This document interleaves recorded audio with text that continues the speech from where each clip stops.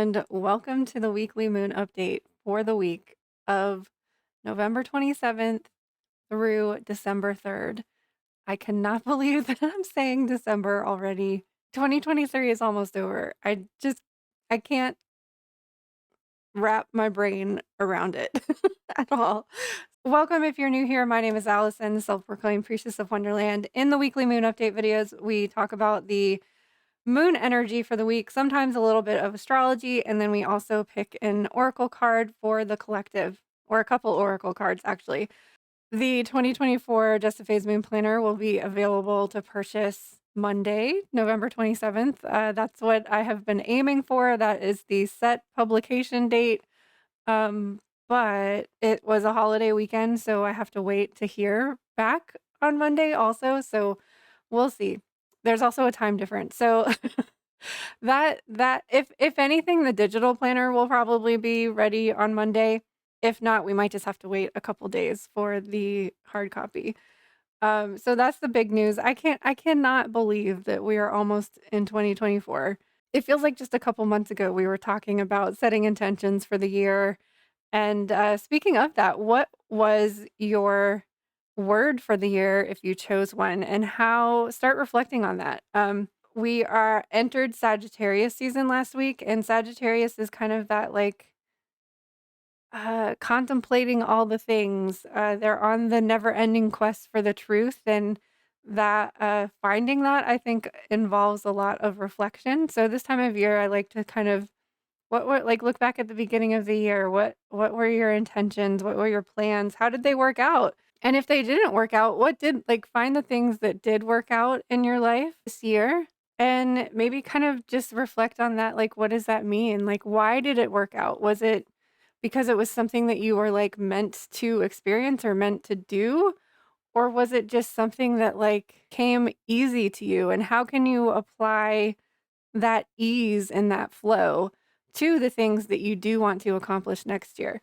So in the Just a Phase Planner, we're starting to do a lot of reflection if you haven't already. For the full moon that we have this week, we're kind of proclaiming like who we are. Like, how do you present yourself to the world? Gemini has like two sides to it. So there's this like hidden side, and that might be a little bit more true than the one that you actually present to the world. So this full moon has this kind of revealing energy to it, like almost like we're kind of stepping out of our cocoon. It's like this opening and this release. Interesting, because sometimes we do associate the butterfly symbol with Gemini because they express two forms. Like a caterpillar is so completely different from a butterfly, but they are the same creature, same thing. I don't know, just tapping into the full moon energy happening tomorrow on Monday if you're watching this live. Has this I don't want it like I'm stuck on the word reveal. Like it feels like there is this reveal, but is reveal the same as revelation? Because I feel like revelation is more about like coming to something, like resolving to something. Is reveal part of revelation? I don't know. Anyways, so let's jump into the moon energy for the week of November 27th through December 3rd. Again, it is a full moon week, so we've got a lot to talk about.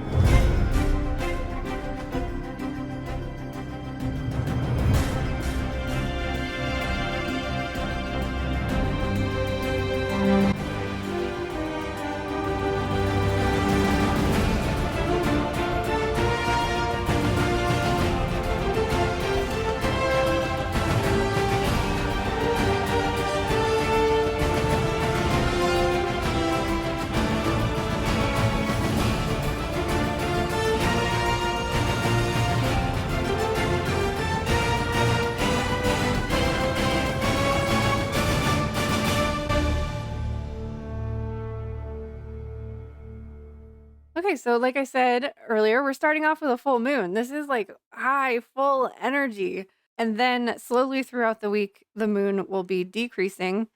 But technically, we have a waning gibbous moon for the entirety of the week. And this is, even though that's like waning and decreasing on the second half of the week, it's still a lot of energy. This is the week where you're hopefully have the most energy and that you are able to like utilize that energy, tap into it, like have those like bigger to dos, those things that take a lot of time, things that take more energy, have those things on your to-do list for this week, as well as some celebration because of the full moon that we have here on Monday. So let's talk about Monday. Oh, speaking, my butterfly just fell off of my microphone. Speaking of Gemini and speaking of butterflies, the moon will be 100% full at 4:16 a.m. Monday morning. So Sunday night might actually be when you want to kind of do your full moon ritual, do your journaling exercise in the planner, or just take that time to reflect. Maybe you want to go outside and just look at the moon and take a few deep breaths. Gemini is an air sign, so I really like to focus on breathing whenever the moon is in an air sign. Personally, for me, because I kind of hold my breath a lot, so anytime I can have an excuse to just remember, hey, pay attention to your breathing today, is helpful for me because just taking a pause, taking a breath, like really helps you kind of slow down and just find that mental clarity that Gemini can bring to us. Gemini really can see two sides of things. So by pausing and paying attention and observing, especially with an illuminated full moon, things might feel clearer to you at this time. Gemini is also really playful and fun. I mean, we just came out of a holiday week. So the Monday after a holiday is usually not that productive. So you might be like bringing your leftovers to work and like you might, I don't know. I just remember whenever I had after a holiday, like before I worked for myself, there was always like lingering in the break room a little bit longer than usual, like after a holiday, like I don't know, it just brings this like playful, joyful, really nice Mercury communication energy happening around here. Okay, so the moon moved into Gemini technically Sunday night at 7:40. So that's why it you might want to do your full moon activity on Sunday evening. But I do also feel like we could do it on Monday too, or even Tuesday, because we're still in that Gemini energy.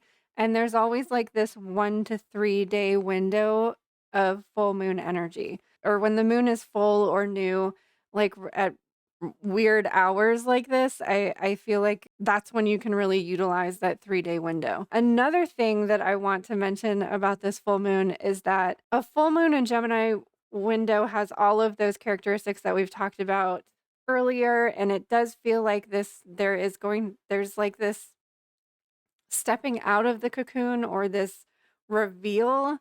I'm just feeling this like reveal, like taking off your mask kind of energy. But then we also have some interesting aspects to the moon with the other planet. So although I do think that this can be like very joyful and playful energy, the moon is going to be opposing Mars, which can create emotional tension. It's also squaring Saturn, which makes it difficult to express your feelings. And the positive thing is that it's trining Pluto, which like I feel like gives you this desire to openly express your feelings. And I think that's again the f- the revealing aspect that I'm really just like I don't know like grasping onto is I feel like there can be emotional tension and difficulty expressing your feelings if you don't have the confidence to like take off that mask and truly it this Gemini full moon makes me feel like it's like we've gone through this huge transformation this year, both on a collective level and I do believe on an individual level, especially for those of us in this community that are like actively taking steps to transform. It feels like we're stepping out of this cocoon and this need to like this is who I am now. Like if you don't like it, then you can hit the road. It's like, "This is who I am, this is who I wanna be. I don't wanna be that old version of myself anymore." But it is difficult to do that, especially amongst family members that might not agree with you or don't understand. And that's why we have these communities where we can feel understood and express who we are within these safe space.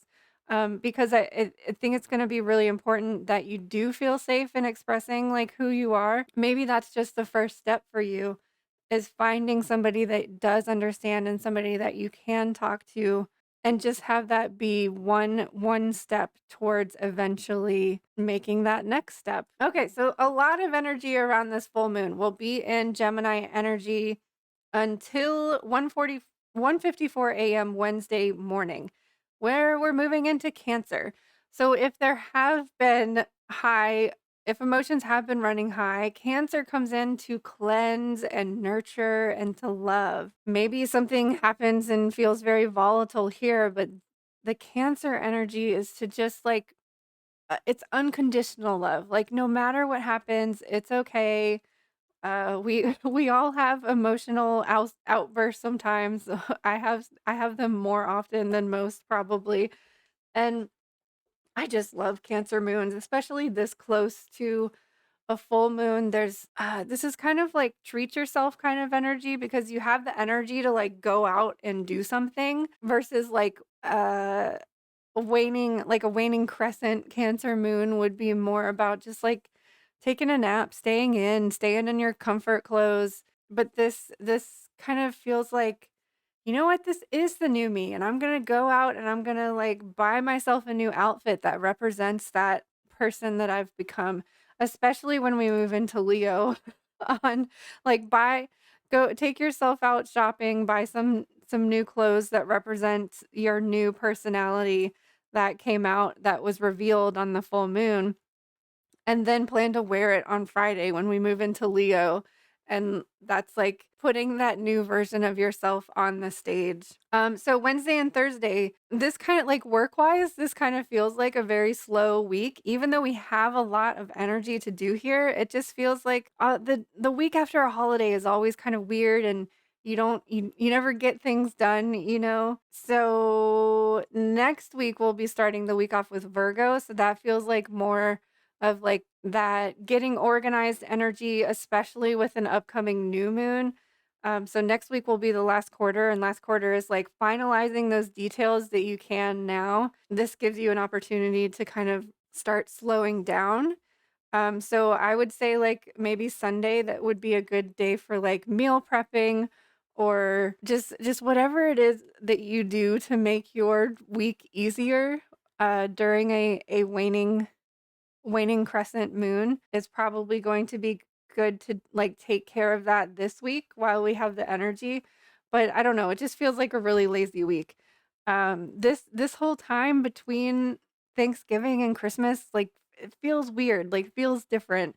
Your routines get messed up, like you're doing extra things, like everything just feels weird. So when we follow the moon, we're learning to just kind of go with the flow, take each day one at a time. So to recap this week, I would generally say, I don't know, there just feels like this celebratory energy around the full moon, but also be weary of emotions running high and being careful about what you're saying because Gemini is the expression. It's ruled by Mercury. This is a sign of communication. So if your emotions are running high, be careful that you're not saying things that you don't mean. So that's why we're working on affirmations in the in the Just a Face Moon Planner. So I mean, your affirmation could simply be like I'm allowed to feel the things that I feel, but I don't have to project them onto everybody else. Like my feelings are valid, but I don't have to like throw them on other people. Then Wednesday and Thursday, allow yourself to like take care of yourself. Whatever comes up over the full moon, there just feels like there's this calming energy in the middle of the week. And then Friday night is Leo night. Go out and have a party. Whatever. It's December 1st. What is happening? Can't handle it. Okay, so the card for this week is companionship. It's from the fairy godmother. deck, which has been really wanting to be used a lot lately. We used them on stream a couple weeks ago. And I think it coming out for this Gemini full moon is because of those transits that are going to be, or those aspects that are going to be a little bit emotional. I just when whenever the fairy godmother card comes out, it's like this tough love kind of energy. It's like, hey, yeah, this sucks, but here's this good thing. So from dogs to horses, bees to bats, frogs and toads, hamsters and rats. Intertwined, a sharing world, friendships formed, trusts unfurled. Four or two legs, fly, swim, crawl. Animals have love for all. Sometimes you much prefer the company of furry and feathered friends to that of the human variety. I must say, I couldn't agree with you more on occasion. You see, animals are special. They hold no judgment, only pure love that radiates on a cosmic level. Animals don't care what you look like, where you come from, or what status you happen to possess. The love you share with your pets continues when they pass over, and they remain faithfully by your side in spirit. I bring to you an important message that I know will tug at your soul, for you have such an affinity with animals. It breaks my heart when I witness abusive treatment of animals, and so I implore you to support the charitable groups who work hard to protect animals across the world. Animals are co inhabitants on this planet and should be respected, revered, and acknowledged as so. You are noticing animals appearing near you or crossing your path. This is not random, for every creature holds its own energy medicine and brings a deliberate message from your spirit. Your life purpose could very well be to work with animals, perhaps as a healer or communicator. If you have strong feelings for a certain type of animal, or if it keeps showing up in the physical through pictures or in dreams, then this is your power animal. It is believed that spirits of animals walk with each person from the time that they were born to protect and guide them on their life's journey. When a living creature appears, know that it has come with a purpose. So decipher what the particular animal represents and accept its gift with gratitude. Communication with animals is so important for you and for them. It's time to be their voice. So I guess I have to pull an animal card now. So, whether you resonate with the animal message here or not, I do think that like what was really jumping out at me about that message is the like what I was talking about with the unveiling of this new version of yourself, and like not everybody's going to be accepting of the new you. Then maybe it's time for them to walk out of your life, because you need the people in your life that truly support you 100% unconditionally. And like it was saying about animals, like the animals don't care what you look like or what your status is. Okay, so I had to pull an we're gonna have a lot of oracle cards today. So I had to pull an animal, and we've got panda. Stay balanced in your essence. What's without even reading the guidebook, what's jumping out at me about this image is the like duality of it, like the two pandas together and them being like one and the same. So these solitary, peaceful animals are heart healers who come from the Pleiades. Their hearts radiate truth, innocence, and purity, which is very Sagittarian, truth and purity, and they embody the symbol of the blue rose. This allows pure source healing to be stepped down into their energy fields. Archangel Joviel, the angel of wisdom, brings his own down through pandas. They then pass it through Archangel Sandalphon to Lady Gaia to the center of the earth. Pandas are black and white to indicate that they are in balance and they can help people see an enlightened perspective. Interesting, the like dark and the light. If provoked, they demonstrate formidable masculine power. They also show incredible maternal instincts towards their cubs, so they're balancing the masculine and the feminine. They also show incredible maternal instinct towards their cubs, who, when very young, are extremely tiny, totally helpless, pink and hairless, and blind. This vulnerability was decided at a higher level to test the mothering qualities of the female panda. Interesting. So keep your heart pure and light. When you think of Panda, the angel Mary connects you directly to the cosmic heart to receive healing and love. In addition, when you offer to be a bridge between the cosmic heart and the center of the earth, Archangel Sandalphon will link in to help enable you to bring a vast download of love through you. This is a special service and raises your frequency considerably. The Panda card asks you to stay in balance. Notice how you are tested to develop your masculine and feminine energies, then apply yourself to these lessons. This will enable you to heal yourself and others. When you attune to the Panda, a blue Pleiadian healing rose is placed in your energy field. That's that beautiful rose there. This is really interesting for a Gemini full moon week, especially because we're following, like Cancer is following afterwards. So it's like Gemini is enabling us to be that have that masculine kind of energy with the full moon, which is more masculine, and then transitioning into Cancer moon, which is loving and nurturing and mothering towards the end of the week. Okay, so next we have another third eye chakra card. Okay, so enhanced perception, accessing your inner wisdom hidden deep in the well of your being. Hear the whispers of benevolent spirits and see the visions of things yet unseen. When your intuition expands, your perception is enhanced and you are able to fully transcend duality. In a multidimensional universe, we have access to many more tools and possibilities than we realize. Receive these gifts of clear sight and clear awareness. They are yours to work with and enjoy. So I feel like if we go back to duality, that this card is kind of speaking to the is also kind of a reminder, like the Panda card was a reminder that like there's so much more happening like below the surface that we don't even know is happening. And like going back to this companion card too, it's weird how they can all connect to each other.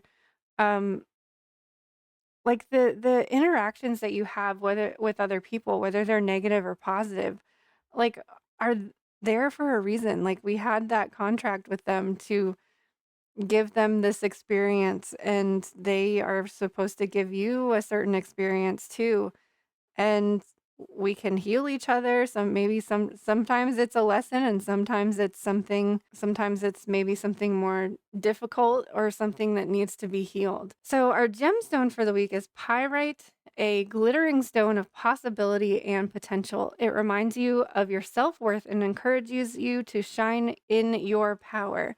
Pyrite activates the solar plexus chakra, symbolizing action, vitality, and willpower. It also enlivens your self image and connects to the warmth of the sun. The affirmation is I shine in all areas of my life. I feel like this can relate to what we're talking about when we're talking about that unveiling of the true you, giving you that solar plexus self confidence power to shine that light and to be the true version of yourself, no matter what. So, man, the theme for this week is unconditional love. Love yourself no matter what. Even if you're feeling emotional or volatile around the full moon, love yourself anyways. Love yourself anyways. You're allowed to have negative feelings and thoughts. You're allowed to have difficult emotions. You're allowed to be sad. You're allowed to grieve. You're allowed to be angry. But then transition into Cancer and love and support yourself. Don't get stuck in the negativity. Don't get stuck in the depression. Don't get stuck in the anger. Find that balance. Find that middle ground between the anger and the love, or the sadness and the joy. Alrighty. So I hope you have a wonderful, happy full moon. I will keep you posted on the 2024 moon planner. Hopefully it's the 27th. If not, it should be this week. I can at least say that. So thank you so much for your support. Thanks for being patient with me. I hope you have a happy, wonderful full moon week.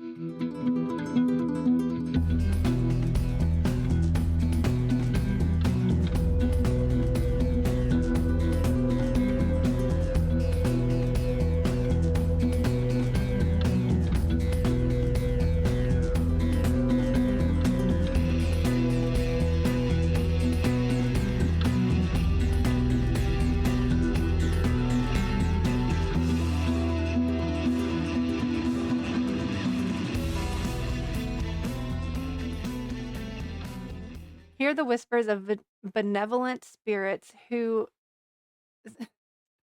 hear the whispers of benevolent spirits who wait, why can't I read this? Oh my god. A multidimensional universe. We have access